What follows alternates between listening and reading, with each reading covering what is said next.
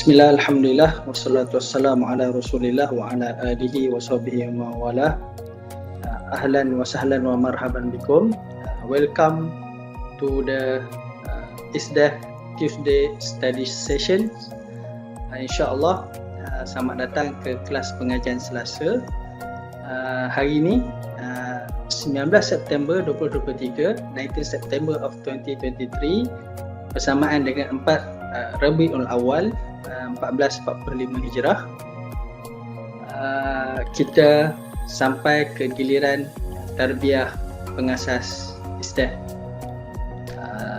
Founding Director Tarbiyah 56 series. Jadi alhamdulillah, insyaAllah hari ini apabila kita sebut tentang tarbiyah pengasas, jadi kelas pengajian Selasa kita pada hari ini akan disampaikan oleh pengasas ISDEF sendiri, Profesor Dr. Muhammad Syukri Saleh.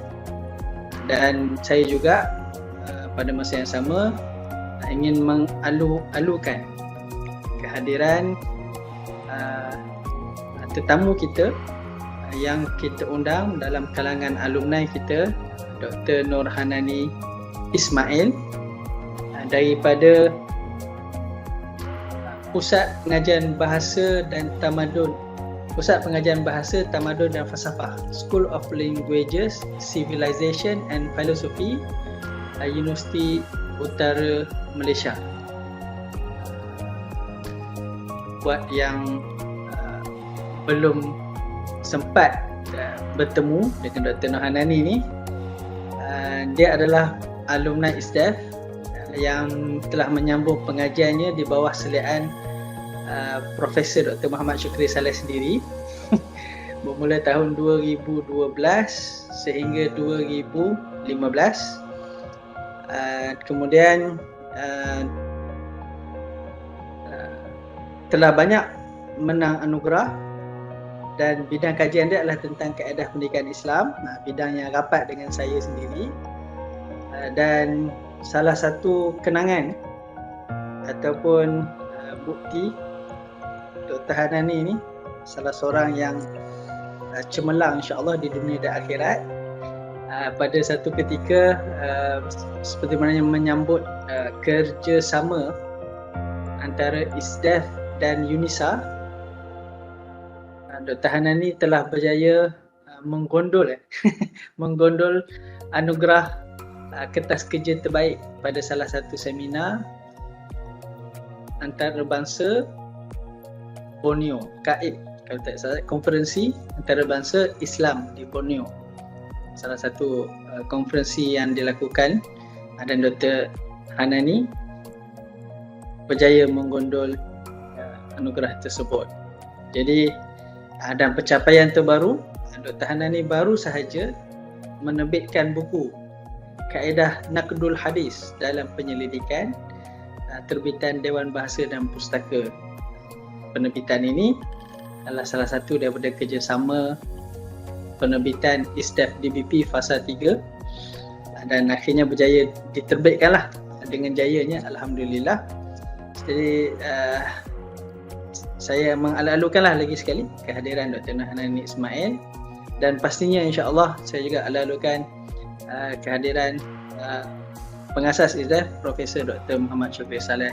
Okey, jadi untuk hari ini sebagaimana biasa, tarbiyah pengasas ISDEF sudah sampai ke siri yang ke-56. Kalau siapa dia perasan, sebelum ini penanya soalannya adalah daripada kalangan pensyarah ISDEF. Jadi cuma pada hari ini, mulai hari ini, insya-Allah kita juga akan panggil juga dalam kalangan alumni ISDEF untuk bertanyakan soalan kepada Prof bagi kita mendapatkan manfaat sepenuhnya dalam kalangan warga ISDEF. Okey, baik. Tanpa melengahkan masa, saya jemput Dr. Nur Hanani binti Ismail bagi menanyakan soalan kepada Prof Syukri. Falyatafaddal mashkura insya-Allah. Dipersilakan Dr. Nur Hanani. Okey, Assalamualaikum warahmatullahi wabarakatuh. Terima kasih PM Dr. Syahir dan yang saya hormati dan saya muliakan guru saya Profesor Dr. Muhammad Syukri. Prof Syukri, apa khabar Prof? Apa khabar PM Dr. Syahir? Apa khabar Dr. Azrin dan apa khabar ISDEF semua yang memang sentiasa dekat di hati? Alhamdulillah, kerana saya rasa satunya Alhamdulillah kenapa jadi orang pertama untuk alumni. Itu soalan pertama. Okey, yang tu personal lah, nanti kita bincang Prof. Tapi kalau Prof nak jawab pun Alhamdulillah. Okey, untuk sesi petang ni tanpa melengahkan masa, saya mungkin ada satu soalan untuk Prof. Sebagai sebuah jemaah akademik yang berjuang memuliakan Islam, ISDEF tentu mempunyai fikrah dia yang tersendirilah ya. Namun begitu mereka yang datang menjadi warga ISDEF ni juga mempunyai fikrah jemaah mereka sendiri yang pelbagai. Daripada situ bagaimanakah ISDEF menyatukan fikrah-fikrah mereka ini dengan fikrah ISDEF, satukan di sini mungkin dari sudut hatinya dan akhirnya tindakan pun boleh disatukan untuk mencapai objektif yang sama. أعوذ بالله من الشيطان الرجيم بسم الله الرحمن الرحيم الحمد لله رب العالمين والصلاة والسلام على أشرف المرسلين سيدنا محمد وعلى آله وصحبه أجمعين ولا حول ولا قوة إلا بالله العظيم شكر الله العظيم شكر الله العظيم شكر الله العظيم. Terima kasih Profesor Mada Dr. Syed Akram bin Hassan, pengarah ISDEF. Nampaknya kita istimewa sikit pada hari ini sebab pengarah ISDEF sendiri yang mengurusikan majlis kita ini. Ini barangkali barakah Dr. Nur Hanani lah kot, insyaAllah kan. Sebenarnya sebelum daripada ini di celah-celah pensyarah-pensyarah yang lepas-lepas itu ada seorang alumni yang telah berkesempatan untuk join, iaitu Dr. Razali. Lepas itu dia kembali balik kepada pensyarah dan Dr. Hanani pula lah sekarang. Mungkin round ini Dr. Hanani lah orang yang pertama insyaAllah. Dan soalan pun agak berat juga nak jawab, tapi insyaAllah saya cuba jawab lah. Berkenaan dengan fikrah ni ya, memang ISDEF ada fikrah sendiri.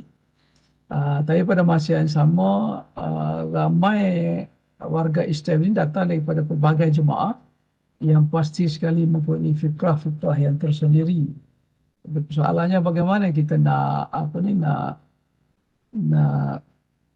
nak satukan ataupun nak fahamkan mereka ini semua supaya tidak bercanggah antara satu fikrah dengan fikrah yang lain.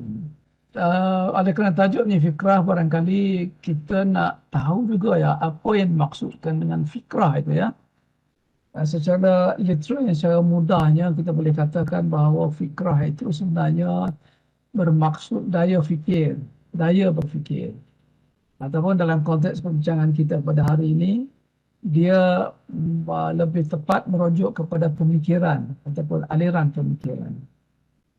Cumanya berbeza dengan aliran pemikiran yang lain yang kita nak tumpukan, terutama di ISDEF ini ialah fikrah Islamiah, pemikiran Islamiah gitu ya. Dan fikrah Islamiah itu pula maksudnya ataupun dia merujuk kepada pemikiran yang bersifat Islam ataupun cara berfikir mengikut ajaran Islam, fikrah Islamiah. Jadi di ISDEF ini insya-Allah ya, fikrah kita adalah fikrah Islamiah insya-Allah, sebab kita mau membentuk semua warga ISDEF ini berfikir secara Islam, bertindak secara Islam, beramal secara Islam. Sebenarnya kalau dalam perjuangan Islam ini patut diselaraskan pemikiran ini ataupun fikrah dan manhaj kaedah-kaedahnya. Sebab itu dalam banyak jemaah satu konsep yang sentiasa disebut-sebut dalam setiap jemaah ialah wahdatul fiqh ataupun penyatuan pemikiran ataupun pemikiran yang satu. Maksudnya satu saja pemikiran yang patut ada dalam sesebuah jemaah itu. Dan ini diiringi oleh satu manhaj yang sama juga, atau manhaj di sini merujuk kepada jalan ataupun kaedah perjuangan yang jelas dan terang dan juga yang sama diamalkan. Artinya fikrah ini sentiasa dipasangkan dengan manhaj. Bila ada fikrah, maka ada jalan-jalan ataupun kaedah-kaedah yang jelas dan terang untuk warga sebuah jemaah itu melaksanakan fikrah tersebut ataupun merealisasikan fikrah tersebut. Dan begitulah dengan Rasulullah sallallahu alaihi wasallam. Perjuangan Rasulullah sallallahu alaihi wasallam ada wahdatul fiqh, aliran pemikiran satu yang sama dengan manhaj ataupun jalan kaedah yang jelas dan terang yang sama. Cumanya selepas Rasulullah SAW sekarang ini terutamanya kita lihat bahawa timbul fikrah dan manhaj yang berbeza-beza antara satu kumpulan dengan kumpulan yang lain. Agak-agak kenapa dia berlaku begitu ya? Dan kita boleh nampaklah fikrah sesebuah jemaah itu dari segi luaran, bentuk luarannya atau bentuk percakapannya dan macam-macam lagi lah. Misalnya kalau kita tengok seseorang itu dengan pakaiannya, kita tahu ini orang tabligh ni ya. Mungkin dengan janggutnya, dengan pakaian dia panggil apa, cota ke apa dia pakaian tu. Apa dia Dr. Syahid pakaian tu yang orang tabligh pakai? Kota. Ya. Kita nampak ini mesti orang tabligh.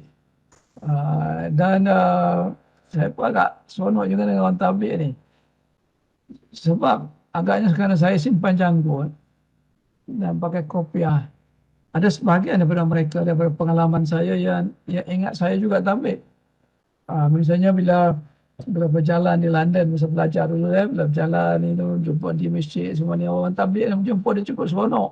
Dan perkara pertama yang ditanya, dah pergi ke markas ke belum? Jadi saya kata, belum pergi lagi. So dia orang-orang, kenapa datang London tak pergi markas? Kena pergi markas begini. So dia andaikan ni. Jadi saya ada rupa orang tabligh juga agaknya ya. Wallahu alam. Gitu ya. Ataupun tengok orang abim. Kita tengok orang abim bila dia bercakap, kita ni orang abim ni ya. Sebab kalau dulu-dulu orang abim dulu dia bercakap macam Anwar bercakap. Suaranya sama, intonasinya sama, cara penekanannya sama. Jadi dia boleh selaraskan bukan saja pemikiran tetapi cara bercakap. Itu manhaj, bahagian daripada manhaj ya. Dan kalau kita tengok misalnya sekarang ni GISB ya, Global Ikhwan Sendirian Berhad, cara mereka berpakaian kita tengok ini mesti sebab songkok dia agak berbeza daripada orang lain. Kemudian pakaian baju dia berwarna-warni dan dengan pada pattern-pattern, kita tahu ini orang GISB. Sama juga dengan orang Ikhwan Muslimin, cara dia bercakap kita tahu. Dan begitu juga dengan orang Al-Qaeda ya. Saya sedang membaca sebuah buku, agak-agak menarik buku ni. Ada American Radical, nama tajuk buku tu. American Radical Inside the World of an Undercover Muslim FBI Agent. Jadi FBI agent ni dia menyamar nama dia Tamir An-Nuri dengan Kevin Moore ni. Tamir ni dia orang Islam. Orang daripada Mesir tapi duduk di Amerika, dia jadi FBI agent. Jadi dia ni ditugaskan oleh FBI untuk menyiasat, mencari ahli-ahli Al-Qaeda. Termasuk yang nak bom kereta api dan macam-macam. So dia menyamar, dia menjadi salah seorang dari Al-Qaeda. Dan dalam buku itu bila dia bercakap, cara bercakap tu nak kena ada sama dengan cara Al-Qaeda bercakap. Dan dia FBI ni, dia special branch ni memang dia ada kebolehan lah untuk meyakinkan ini ya. Jadi agak menarik bagaimana cara mereka mengenali Al-Qaeda itu ya. Dan begitulah seterusnya macam-macam lah. Jamatul Islami di Pakistan, apa semua ni kita dapat syak.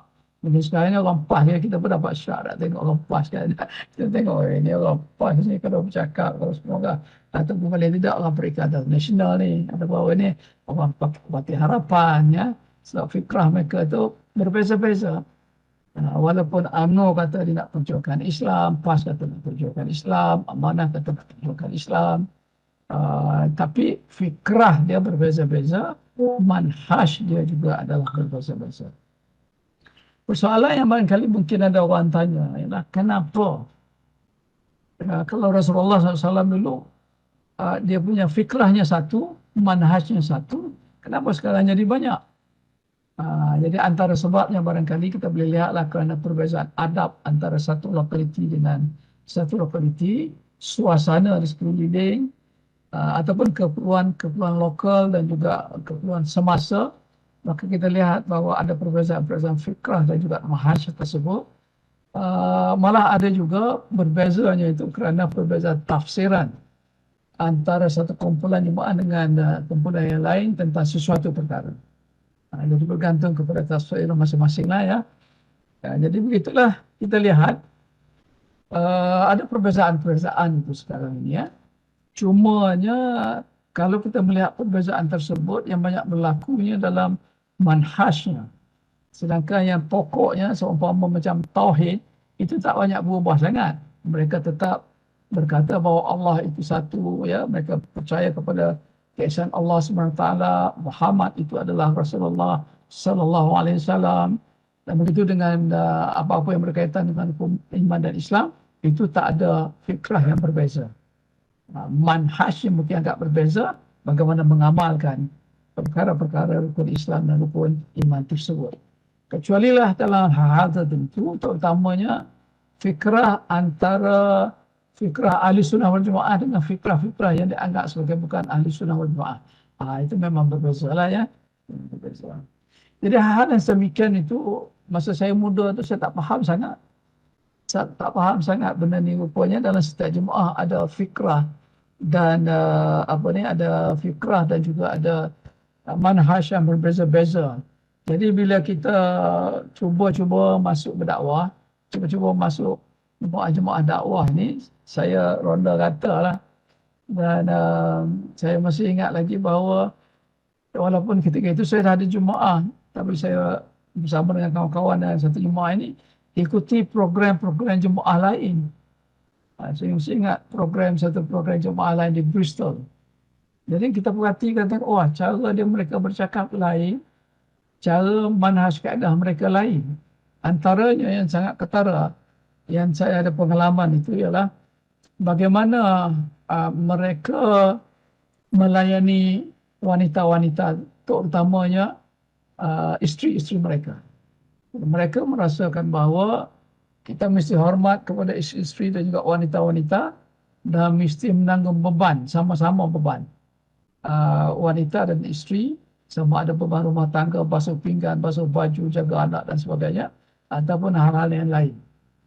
Jadi dalam situ Allah nak tunjuk kan supaya kita faham, ada pemimpin mereka yang berceramah, sedang bagi syarahan, tiba-tiba anak dia menangis. Anak dia dipegang oleh mak dia, isteri dia tu di belakang. Tapi mak dia boleh lepaskan anak dia itu pergi ke depan. Pergi ke depan. Jadi bapa dia tu tengah ceramah ni, tengah semangat berceramah, ambil dukung di sebelah tangan anak dia. Sebelah kiri anak dia, sebelah kanan pegang mikrofon bercakap. Jadi itu fikrah dia dan juga manhaj dia. Jadi bila saya tengok, saya terkejut sebab dalam jemaah saya agak lain. Kita memang menghormati wanita, sama-sama menanggung beban tugas tanggungjawab isteri, tetapi kena jaga wibawa kepimpinan. Kena jaga wibawa kepimpinan. Jadi apabila kita memberi syarahan ataupun tarbiyah ataupun pengasas di depan pengikut-pengikut kita ataupun di depan orang ramai, isteri mesti menjalankan tugas menjaga anak, jangan ganggu suasana. Jangan ganggu suasana supaya pemimpin di depan tu nampak gah ya. Nampak ada wibawanya itu, dan nampak bahawa isterinya ada wibawa untuk melayani dan menyelesaikan masalah anak-anak. Itu dari segi fikrah gitulah kan. Jadi manhajnya agak berbeza. Jadi bila seseorang pemimpin bercakap di depan, anak-anak tidak dibenarkan untuk datang ke depan, dan ibu mesti pastikan bahawa anak-anak tidak mengganggu bapaknya yang sedang berceramah ataupun memberi tarbiyah ataupun memberi usrah dan sebagainya lah. Jadi dia lain. Sama juga saya lihat ada satu jemaah Islam, pemimpin nombor satu dan sangat popular, ramai pengikutnya, ni parti politik lah ya. Bila saya jumpa dia di airport Subang, dia berjalan di tepi-tepi dinding seorang diri saja. Seorang diri dia jalan, dia elok orang saja. Saya terkejut, dia ini orang besar, orang kuat, ini dia orang yang sangat berpengaruh. Ada kemungkinan beliau merasakan bahawa beliau harus tawaduk. Harus tawaduk. Jangan tunjuk dah. Jadi dia celah-celah orang ni lah. Dia lari-lari daripada orang ni. Dia tawaduknya dia begitu. Tapi kalau jemaah saya tak boleh begitu. Pemimpin mesti nampak dia punya wibawa dia.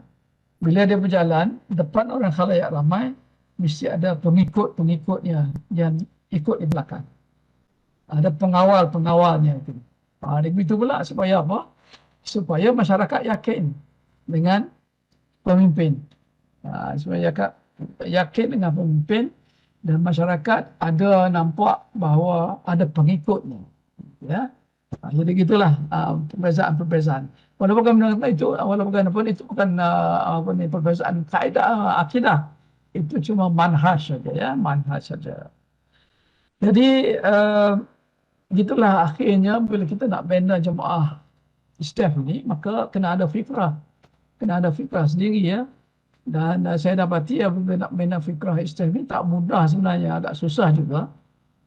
Apatah lagi apabila ISTEF mula dikunjungi, mula dimasuki oleh ramai pelajar-pelajar, juga pensyarah yang memang sudah ada fikrah dan juga sudah ada jemaah masing-masing. Nak menyatukan itu agak sukar, tetapi kita telah cuba lah, ya. Telah cuba, insyaAllah. Misalnya contoh, dalam pelajar-pelajar kita ni, kita berpengalaman dengan banyak pelajar-pelajar yang datang daripada berbagai jemaah.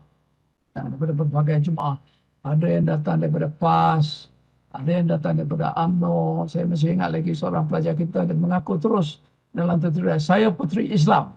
Sebab apa? Sebab dalam tu ada seorang tokoh kita yang parti PAS.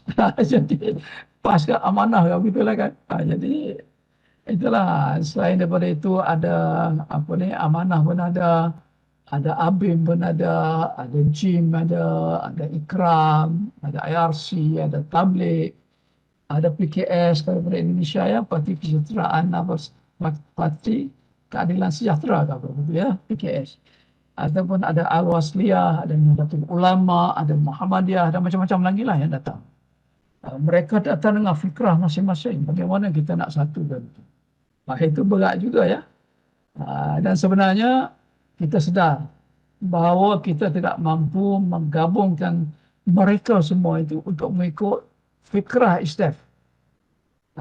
Dan malah kita tidak bercita-cita pun sebab kita tahu bahawa itu adalah satu perkara yang sukar.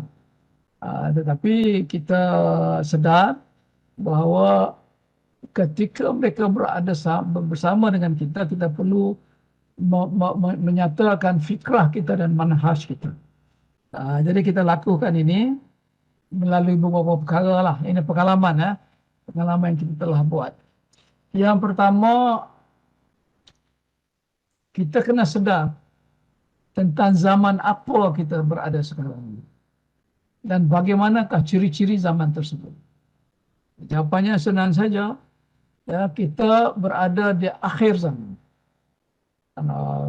Dua malam yang lepas, dua hari lepas, saya dengar satu ceramah seorang ustaz di masjid ni, dia mengatakan bahawa akhir zaman ni bukan setelah Rasulullah SAW wafat, bukan sekarang, tetapi bila lahirnya Rasulullah SAW, itu dah bermula akhir zaman. Dia adalah baca hadis tu, ya, saya lupa lah hadis itu dia baca. Dia kata bermula dah akhir zaman. Rasulullah mengatakan dah akhir zaman dah. Dan diumpamakan seorang nenek yang bongkok dan sebagainya itu kan. Dan ciri-ciri akhir zaman pun akan datang. Antara ciri akhir zaman yang diceritakan oleh para ulama ialah Islam ini dipegang oleh umatnya seumpama memegang bara api. Islam itu seumpama bara api. Dan yang memegang bara api itu supaya bara api itu tidak padam terus ialah ta'ifah ataupun jemaah-jemaah, kumpulan-kumpulan. Jadi kalau kita faham zaman ini, maka kita tidak akan bercita-cita besar lebih daripada kemampuan kita, sebab memang telah disebutkan bahawa pada zaman ini tak akan ada seorang pemimpin yang boleh menyatukan semua umat Islam, yang boleh diterima oleh semua jemaah. Tak boleh, tak ada. Tak ada. Sebab yang adanya ialah pemimpin-pemimpin setiap kumpulan, setiap jemaah, setiap taifah yang sama-sama untuk membangkitkan Islam. Tapi Islam itu pun tidaklah menyerlah dengan sebaiknya, dia cuma dalam bentuk bara api sajalah. Tidak sebagai unggun api yang besar lagi. Sehinggalah datangnya pemimpin akhir zaman. Pemimpin akhir zaman kan. Pemimpin akhir zaman itu siapa ya? Imam Mahdi dan juga selepas itu insyaAllah Nabi Isa.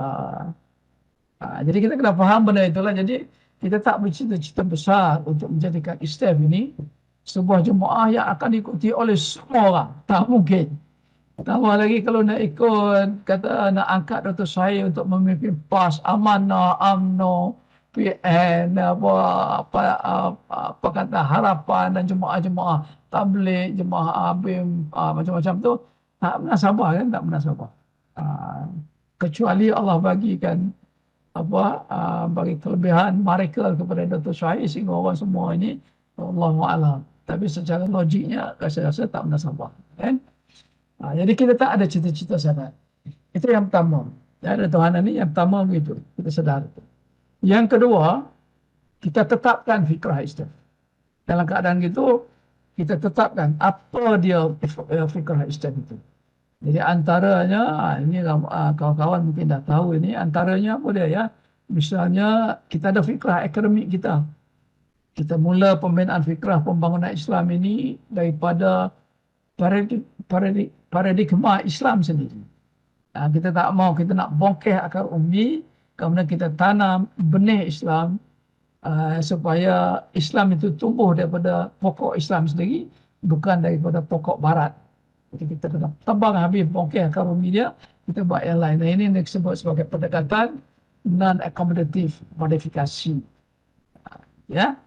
Dan kita juga mengharap kepada Allah Subhanahu Wa Taala untuk manhaj kita, menyerahkan diri kepada Allah Subhanahu Wa Taala, menanam rasa bertuhan, menanam rasa kehambaan.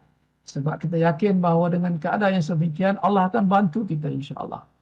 Dan memang dalam pengalaman kita baru bercita-cita buat sikit-sikit saja perkara-perkara tersebut, kita nampak bantuan Allah datang dari satu masa ke satu masa. Bila sekarang pun luar biasa di bawah pemimpinan Dr. Syahir ini, tetamu-tetamu yang datang ini tak putus-putus. Dari luar negara dan juga dari dalam negara yang datang datang untuk membina kerjasama atau membina pandangan dengan membentangkan pemikiran-pemikiran mereka, mendapat reaksi daripada kita, ya, ataupun menjadikan kita sebagai benchmarking dan juga meminta nasihat untuk mengorganisasi apa-apa aktiviti macam-macam lagi lah ini. Ya, jadi sekarang ni saya nampak wah luar biasa. Kalau kita nampak dalam Facebook ISTEF ataupun pengumuman-pengumuman itu, wah hampir setiap minggu pasti ada orang luar yang datang. Pasti ada orang luar yang datang ya. Dan manhaj kita yakin bahawa kalau kita nak berjaya melaksanakan fikrah kita, maka kita kena dapat bantuan daripada Allah SWT. Dan kita yakin bahawa Allah akan bantu hanya kepada orang yang Allah sayang saja. Kalau Allah bantu orang yang Allah tak sayang, itu istidraj kan. Kita nak Allah bantu orang yang Allah sayang, ya, asal-asal Rahman dan Rahmat, Ar-Rahim dan juga Ar-Rahman Allah Subhanahu wa Ar-Rahman Ar-Rahim Allah Subhanahu wa Taala. Dan ini yang kita tekankan, kita akan mendapat kasih sayang Allah kalau sekiranya kita mendapat beramal dengan fadailul amal, ya, bukan saja dengan amalan-amalan wajib insya-Allah. Itu lebih kurang lah ya, lebih kurang kita punya fikrah dan juga itu. Dan itu yang kedua. Maknanya membina fikrah ISTEF. Yang ketiga, kita mencari pendukung-pendukung ISTEF ini. Terutamanya pensyarah. Pensyarah ni kita cari pensyarah yang fresh, yang tidak dicemari oleh yang tidak menganut fikrah-fikrah lain lagi lah, yang bersih, yang masih suci macam kain putih, supaya kita dapat corakkan.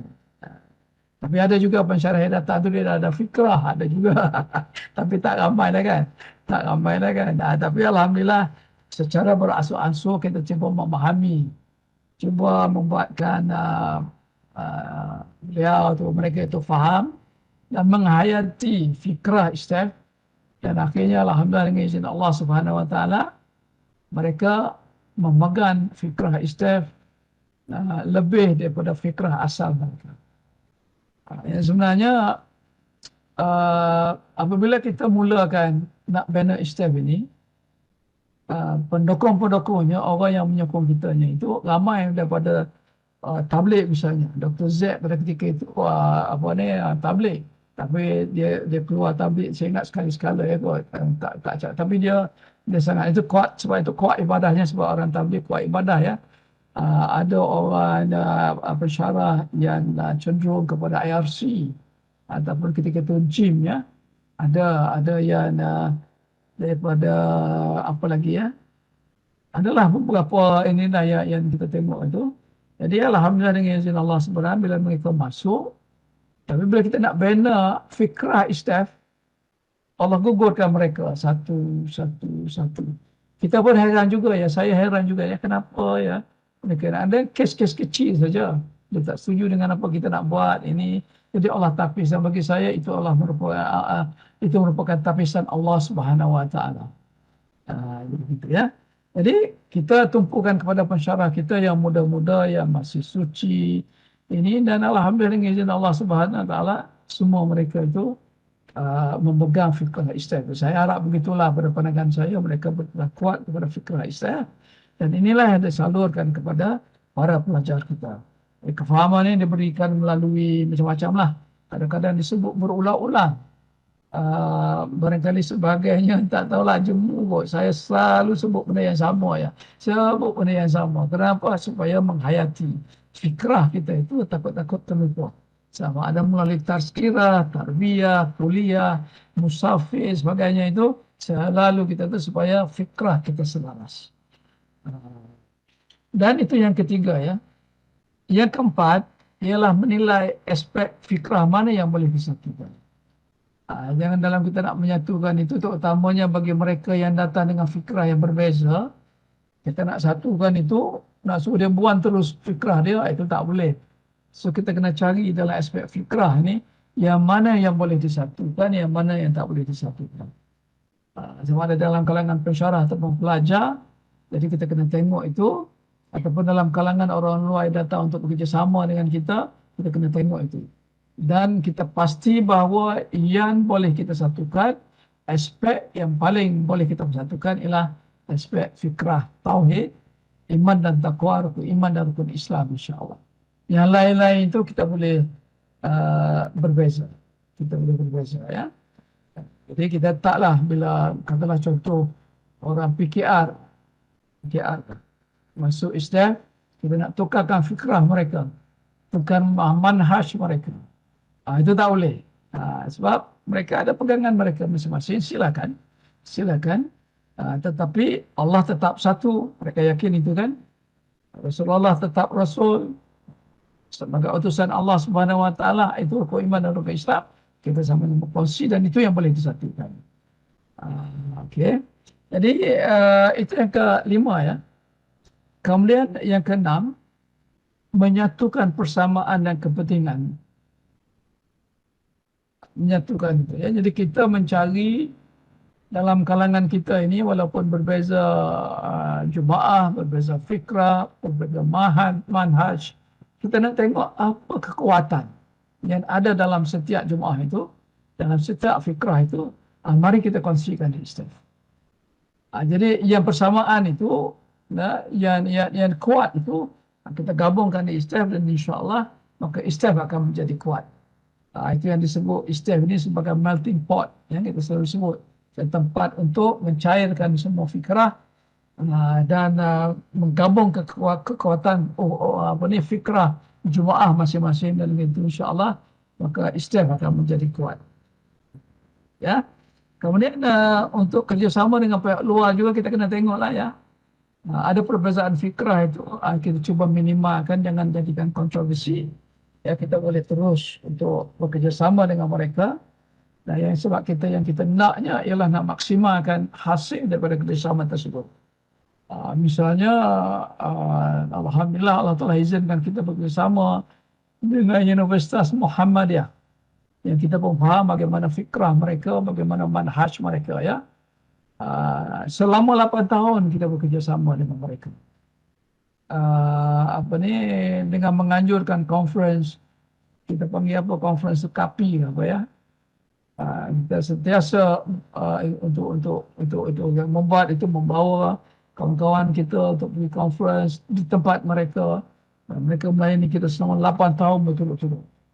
Hinggalah pemimpin yang memimpin aktivitas tersebut meninggal dunia, barulah mula menurun dan kemudian terhenti. Tapi walau bagaimanapun, bukan KAPI, WAFI. WAFI, terima kasih Dr. Syah. WAFI. Workshop WAFI, workshop antarabangsa pembangunan Islam. So, sekarang pun kita masih lagi, teman-teman kita ada yang dilantik menjadi jawatan-jawatan di Universitas Muhammadiyah. Misalnya kita lihat bagaimana Dr. Syakir dilantik untuk menjadi visiting di Malang. Dr. Syahir sendiri dilantik menjadi Profesor Ajang di UNAI. Dr. Syukri di Tronujaya di Madura. Dan banyak lagi lah yang kawan-kawan kita. Jadi kita masih kerjasama. Walaupun ada perbezaan pengalaman kita. Saya masa itu tak apa-apa nak faham sangat. Bila kita buat conference itu, saya minta dengan rektor dia, rektor Muhammadiyah ni. Kita boleh tak kita buat Asmaul Husna. Macam kita buat selalu dalam kita punya ni.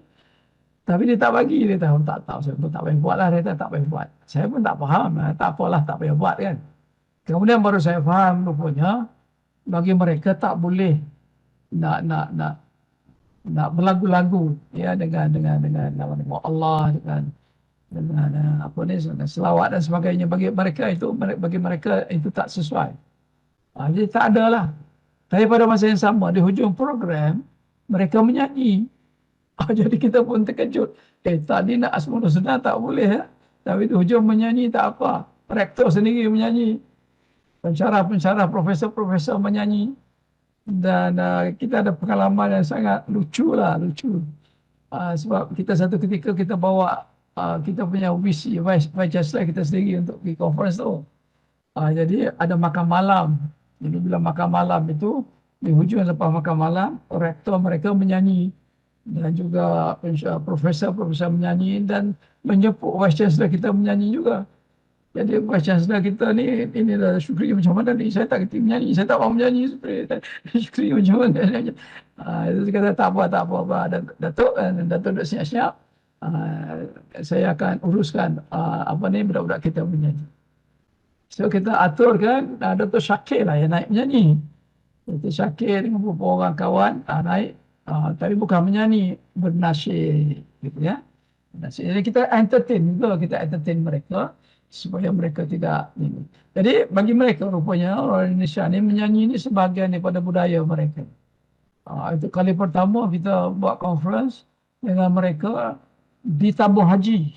Tabung haji lah, kalau kita tabung haji lah, bagi mereka dipanggil apa ya, tabung haji. Jadi bila kita sampai kita tengok ada alat-alat muzik dan terkejut kita, ini conference Islam buat di tabung haji, tapi ada yang nyanyi ni apa cerita ya. Kemudian setelah kita bergaul panjang dengan mereka, barulah kita tahu rupanya bagi mereka itu adalah budaya ya. So jadi kita ada toleransi lah, bergantung kepada kita lah, sampai kalau sekiranya bertentangan dengan akidah, dengan syariah, itu kita tak ikut lah. Kita ikut ya. Tapi dalam kalangan kita sendiri, kita agak strict sikit. Itu tak boleh nak kemas. Jadi begitulah beberapa perkara Dr. Hanani ya, ada 6 perkara bagaimana kita membina fikrah di ISTEF dan juga bagaimana kita menyatu padukan fikrah itu supaya tidak bercanggah antara satu sama lain. Jadi bergantunglah kepada Dr. Syahir sekarang ni, mungkin ada yang perkara-perkara lain yang Dr. Syahir lakukan. Nanti kita boleh dengar daripada Dr. Syahir pula lakukan, insya-Allah. Sekian dari saya untuk kali ini. Wallahu a'lam. Assalamualaikum warahmatullahi wabarakatuh.